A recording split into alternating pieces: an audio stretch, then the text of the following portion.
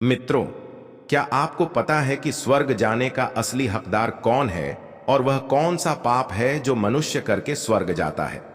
मित्रों, आज की कथा बहुत ही सुंदर और अति सुंदर होने वाली है। अक्सर बहुत सारे लोग सोचते हैं कि हम कौन से कर्म करें जो हमें स्वर्ग जाने का मौका मिले। लेकिन आप लोग सोचते होंगे कि हमने तो बहुत सारे पाप किए हैं, तो हमें स्वर्ग जाने का मौका ही नहीं मिलेगा। तो आप गलत हैं मित्रों। हम आप सभी को एक पावन कथा के माध्यम से आपको समझाएंगे कि स्वर्ग जाने का असली हकदार कौन है। तो मित्रों, आप सभी वीडियो को अंत तक जरूर देखिएगा ताकि आप जान पाए कि आप पाप भी किए होंगे तो आपको स्वर्ग जाने का मौका मिलेगा। और मित्रों, अगर आप सभी चैनल पर नए हैं तो चैनल को सब्सक्राइब भी कर लीजिएगा ताकि हमारी ऐसी वीडियो जैसे अपलोड हो सबसे पहले आप तक पहुंचे। चलिए मित्रों, आपका ज्यादा समय न लेते हुए वीडियो को शुरू करते हैं।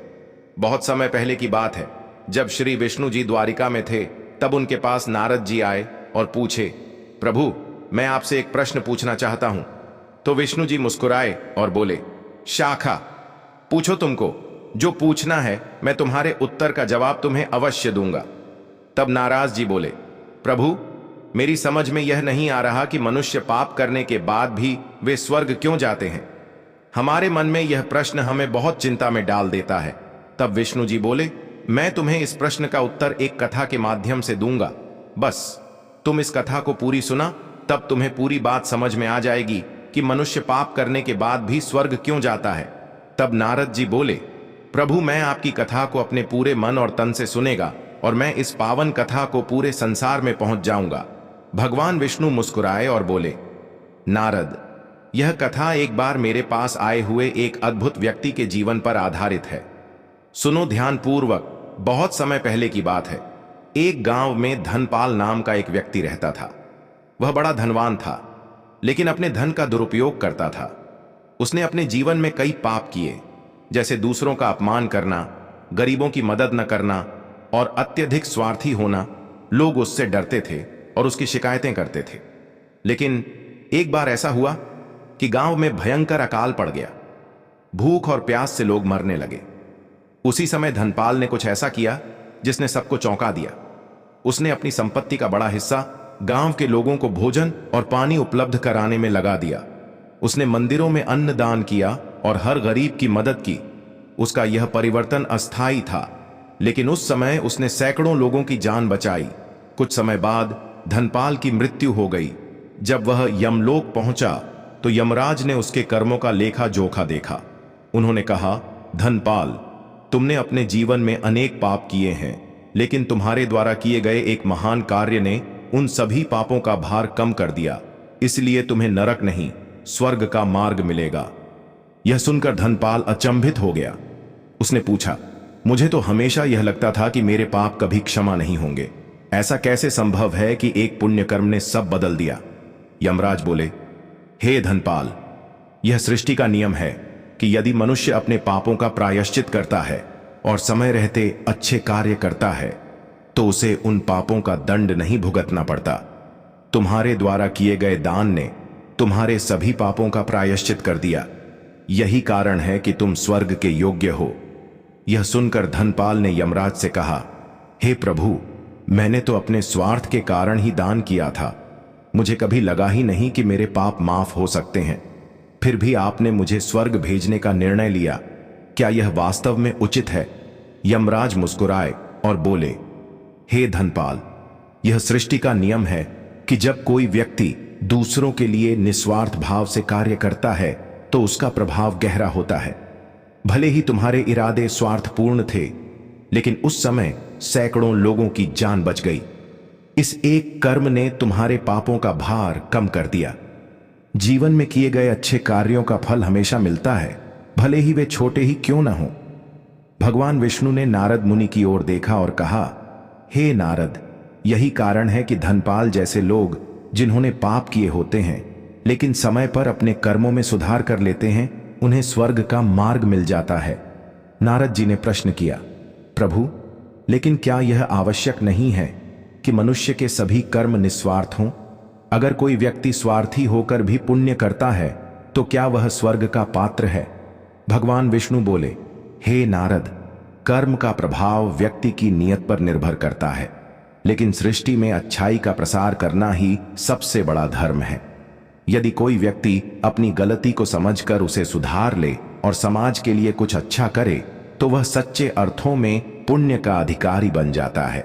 सच्चाई यह है कि सृष्टि को कर्मों का हिसाब किताब बहुत सूक्ष्मता से देखना आता है। भगवान विष्णु ने आगे कहा, हर व्यक्ति अपने जीवन में गलती करता है, लेकिन जो व्यक्ति अपनी गलती को पहचान कर उसे सुधारने का प्रयास करता है, वह सच्चा मनुष्य है। प्रायश्चित और अच्छे कर्म जीवन को संतुलित करने का मार्ग है। इसलिए मनुष्य को हमेशा अपने कर्मों पर ध्यान देना चाहिए और जरूरत पड़ने पर सुधार करना चाहिए। भगवान विष्णु ने नारद मुनि से कहा, हे नारद, मनुष्य का जीवन उसके कर्मों पर आधारित होता है।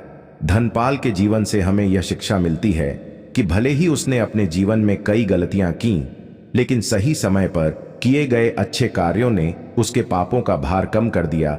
लेकिन याद रखना, सभी को यह मौका नहीं मिलता। हर व्यक्ति को यह सोचना चाहिए कि उसे कब और कैसे अपने कर्म सुधारने चाहिए। अच्छे कार्यों में देरी करना भी एक प्रकार का पाप है। नारद जी ने पूछा, प्रभु, यदि कोई व्यक्ति समय रहते अपनी गलती न समझे तो क्या उसे फिर भी माफी मिल सकती है? भगवान विष्णु बोले, नारद, यदि मनुष्य अंत समय में भी सच्चे हृदय से प्रायश्चित करे और समाज के लिए कुछ अच्छा करने की ठान ले तो उसे माफी मिल सकती है। लेकिन यह माफी सच्चे हृदय और निस्वार्थ कर्मों पर आधारित होती है। केवल दिखावा करने से कुछ नहीं होता। भगवान विष्णु ने नारद जी की ओर देखते हुए आगे कहा, नारद, यह ध्यान रखना भी आवश्यक है कि प्रायश्चित केवल शब्दों में नहीं होता। प्रायश्चित का अर्थ है अपने पापों को महसूस करना, उन्हें सुधारने का प्रयास करना और भविष्य में अच्छे कर्मों का संकल्प लेना। यदि मनुष्य केवल अपने अपराधों के लिए पश्चाताप करे लेकिन अपनी आदतें न बदले तो उसका प्रायश्चित अधूरा रह जाता है। नारद जी ने पूछा, प्रभु, लेकिन क्या केवल एक अच्छा कर्म किसी व्यक्ति के जीवन भर के पापों को समाप्त कर सकता है? भगवान विष्णु मुस्कुराए और बोले, यह सब उस अच्छे कर्म की महानता और उसका प्रभाव पर निर्भर करता है। कभी कभी एक छोटा सा कार्य भी हजारों लोगों के जीवन को बदल सकता है। यही कारण है कि सृष्टि का न्याय केवल कर्मों की संख्या पर नहीं बल्कि उनके प्रभाव और नियत पर भी आधारित होता है। भगवान विष्णु ने आगे कहा, धनपाल का जीवन इसका सबसे बड़ा उदाहरण है। उसने अपने जीवन में अनगिनत पाप किए थे, लेकिन अकाल के समय उसने जो सहायता की वह केवल एक साधारण कार्य नहीं था। उसने सैकड़ों लोगों की जान बचाई और उनके परिवारों को नई जिंदगी दी। यह एक ऐसा पुण्य कर्म था जिसने उसके पापों को हल्का कर दिया। नारद जी ने उत्सुकता से पूछा, प्रभु, तो क्या इसका अर्थ यह है कि अगर कोई बहुत बड़ा पुण्य कर ले तो उसके सारे पाप मिट सकते हैं? भगवान विष्णु ने कहा, यह संभव है, लेकिन इसके लिए व्यक्ति को अपने अच्छे कार्य को निस्वार्थ भाव से करना चाहिए। यदि वह केवल दिखावे या अपने लाभ के लिए ऐसा करता है तो इसका प्रभाव थोड़े समय होता है। सृष्टि का नियम है कि नियत सबसे महत्वपूर्ण है। मित्रों, इस कहानी से हमें बहुत ही महत्वपूर्ण शिक्षा मिलती है। इस कथा का सार यह है कि जीवन में हम सभी गलतियां करते हैं, लेकिन इन गलतियों को सुधारने और प्रायश्चित करने का अवसर भी हमें मिलता है। जीवन में किए गए अच्छे कर्म, चाहे वह कितने ही छोटे क्यों ना हो, हमारे पापों को हल्का कर सकते हैं। लेकिन यह तभी संभव है जब हम अपने कार्यों को सच्चे दिल और निस्वार्थ भाव से करें। इस कहानी से यह भी पता चलता है कि कर्मों का हिसाब केवल संख्या पर नहीं बल्कि उनके प्रभाव और हमारी नीयत पर निर्भर करता है। इसलिए हमें यह ध्यान रखना चाहिए कि हर छोटा से छोटा अच्छा काम भी किसी के जीवन को बदल सकता है। तो मित्रों, हम सभी को यह प्रयास करना चाहिए कि हम अपने जीवन में जो भी पाप करें उनके लिए सच्चे दिल से प्रायश्चित करें और अच्छे कर्मों का मार्ग अपनाएं। किसी भी स्थिति में अच्छे कर्म करने में देर न करें, क्योंकि सही समय पर किया गया अच्छा काम जीवन को सार्थक बना देता है। याद रखें, सच्चा प्रायश्चित केवल शब्दों में नहीं बल्कि हमारे कार्यों और नियत में होना चाहिए। हर व्यक्ति को अपने कर्मों का लेखा जोखा खुद रखना चाहिए और यह प्रयास करना चाहिए कि हम अपने आसपास के लोगों के लिए भी कुछ अच्छा कर सकें। आप सभी ने हमारी इस पूरी कथा को सुना, इसके लिए आपका बहुत बहुत धन्यवाद। अगर आपको यह कहानी पसंद आई हो और आप इसे दूसरों तक पहुंचाना चाहते हैं तो हमारे चैनल को सब्सक्राइब करें और इस वीडियो को शेयर करें। हमारे साथ जुड़े रहिए और ऐसी ही प्रेरणादायक कथाओं के लिए धन्यवाद।